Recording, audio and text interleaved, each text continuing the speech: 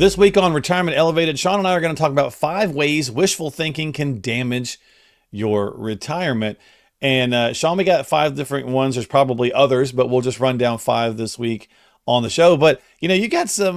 You and I were chatting. You got a little challenge to your YouTube throne here.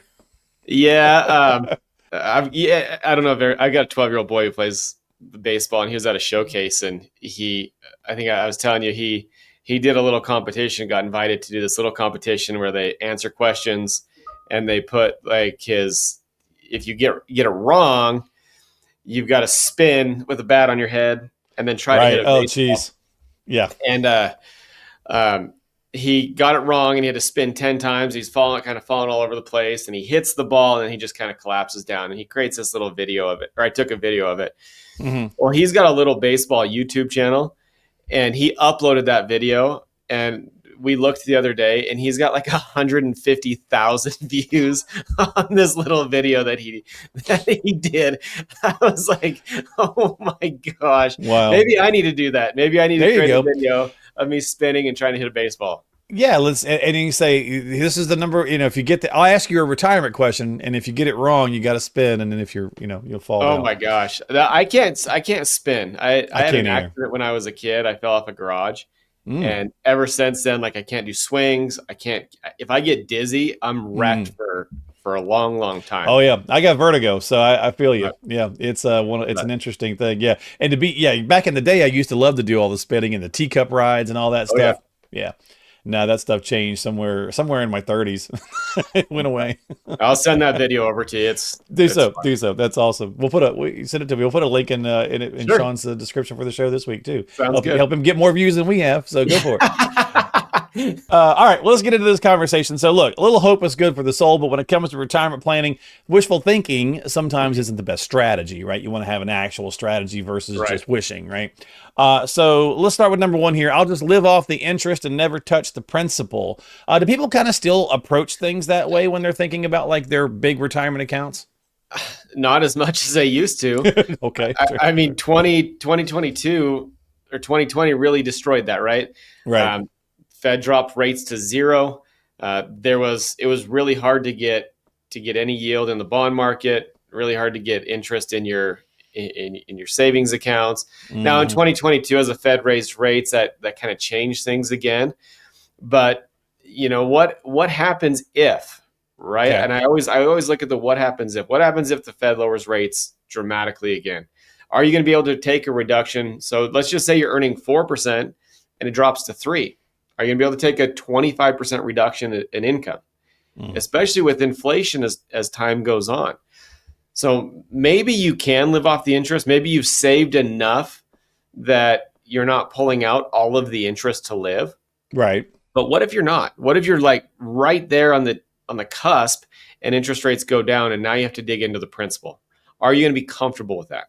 Yeah, that's a good point. And we get used to things, right? And then when they're no longer there, you have to kind of adapt and change your strategy. And that kind of works well for the second one here, Sean, which is I'll be in a lower tax bracket once I retire. That thing's been around for like 40 years that's going to be the case. And it's not like when you get to retirement, we're not awarded certain things, right? It's not like when you turn 65 and you're eligible for Medicare, you're not automatically just like put in a lower tax bracket. If you want to be in one, you're going to have to actively plan and strategize to be in one. And more people find themselves actually in the same tax bracket in retirement than a lower one. Which is kind of wild, but what's your thoughts on that? Because this misnomer has been around a long time. So let's say that you make $150,000 a year, for example, as a house. That's a great income, right? Sure. And you save, let's call it, you save $30,000 as a household. So your net income that you're actually living on is about $120,000. You're paying taxes on that, and then you're living your lifestyle.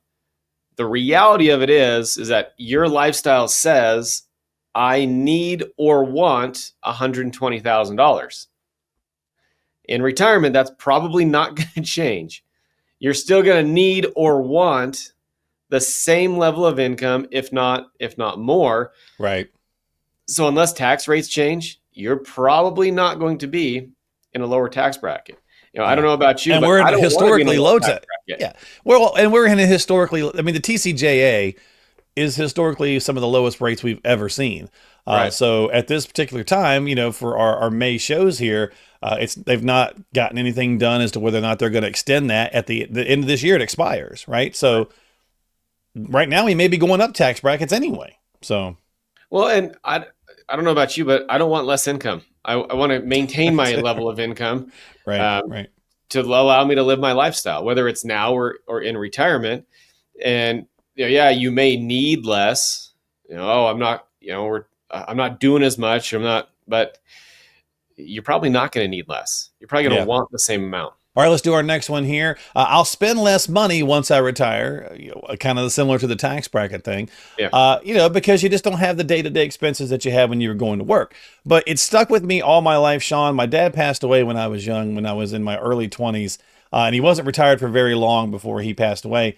But he's like, hey, this retirement's not bad. Every day's a Saturday. And I was like, yeah, Yeah. that sounds pretty cool. And then he goes, yeah, problem is to spend all my money on Saturdays. Yeah. So, I mean, we you went to know, Home Depot on this weekend. It was on Sunday. uh-huh. Flowers and all sorts of stuff. But yeah, I'm not spending money on gas. I'm not eating Right. out at work. Not, But yeah, guess the what? lunch stuff, yeah, the work stuff, yeah. You might be. You might be driving around to go see friends. You may be golfing more. You may be going to lunch with friends more. You may be going out to dinners. You may get a new hobby.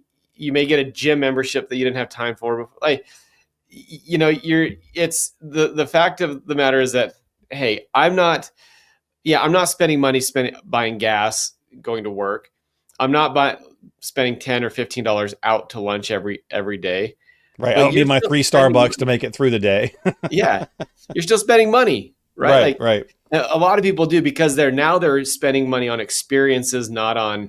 necessities where I they mean, got. unless you're sitting on the front porch whittling, you're, sitting there, carving, soap animals, you're probably going to be doing stuff. Life is just expensive, right? And even if you are sitting on your front porch doing very little in retirement, and that's your dream retirement, and there's nothing wrong with that. I mean, just, maintenance life, I mean, things are still there, right? So I think that's another one of those misnomers that we hear, that we'll spend less money in retirement, and maybe that was the case 20, 30, 40 years ago, but it's not the case anymore. Yeah, it's you more know it's more it's more like enjoyable stuff. It's more stuff that you want to do rather than that you have to do. Yeah, I mean, nothing's free, as we all know, and we make the joke that breathing's, air is the only thing that's free, and I'm not even sure that's free Right. anymore technically. But all right, let's do another one here. Number four. I've gotten a nice return on my investments for the last 10 years or so. Right, the markets have done pretty Sure. well overall. So if I can just keep the same thing, I'll be fine. And that puts us in that wishful thinking of, all right, I got a plan, I got a back of the napkin plan, and as long as everything goes according to plan perfectly and nothing happens, I'll be perfect to retire. But you can't do that, right? If the topic is wishful thinking, you need a real strategy that can deal with, like what we've seen this last month, right? Volatilities, ups and downs. Nothing's ever going to go perfectly all the time. No, and I mean we call this sequence of returns risk, right? Like, if you retired in the '90s and you needed $30,000 a year. I mean, in our classes we give this example. Like if I Mm-hmm. had $500,000, I retired in 1990, and I pulled out $36,000 a year. Right. 1999, I had $1.2 million. That's successful. It worked out well. However, if you same situation, retired in 2000, $500,000, pulled out 36,000 a year, you'd only have about $150,000 at the end of that 10-year period. That's a bad sequence of returns for you. Yeah. So a plan going by, oh, here's what happened in the past. Great. Well, I don't know what the next 10 years are going to bring. And if I get an unlucky sequence to start, Mm-hmm. it's going to make my plan really rough. Yeah. Oh, yeah.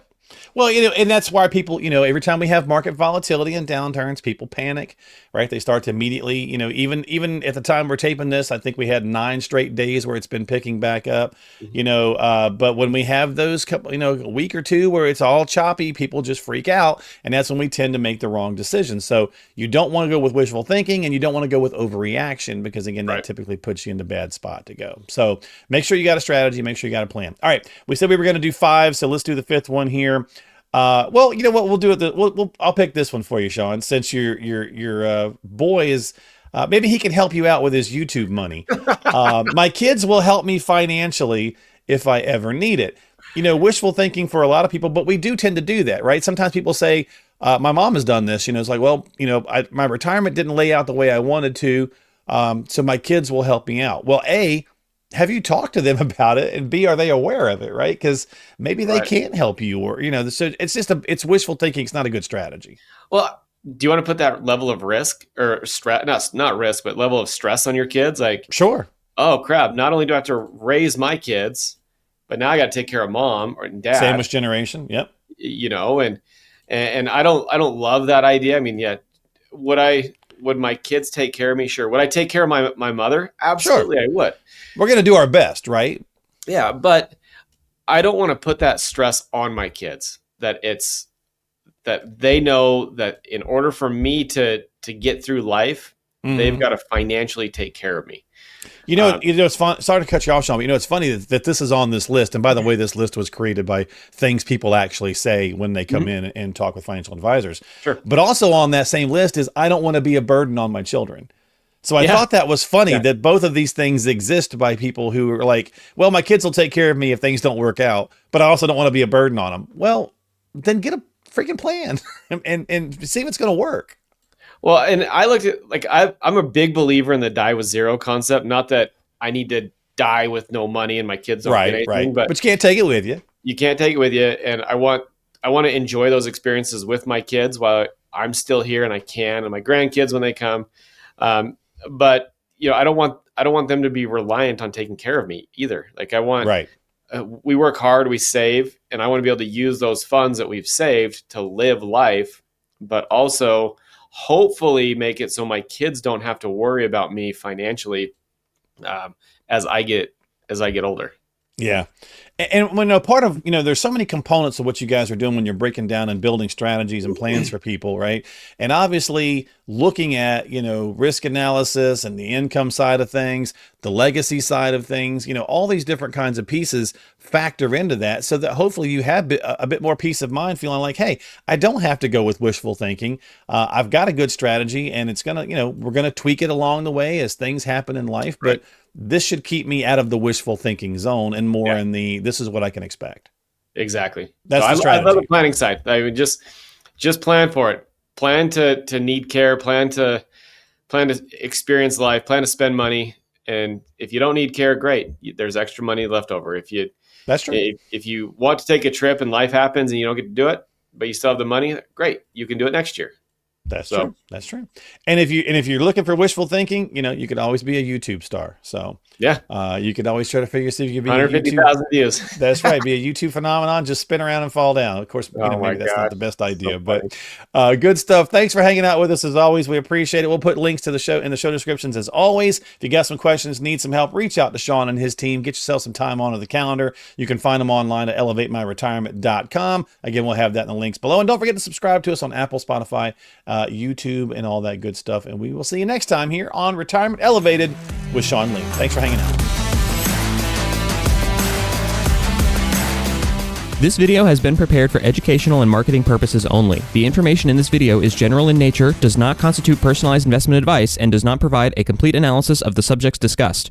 All investments involve risk, and different types of investments involve varying degrees of risk. There can be no assurance that any specific investment strategy will be profitable or suitable to you.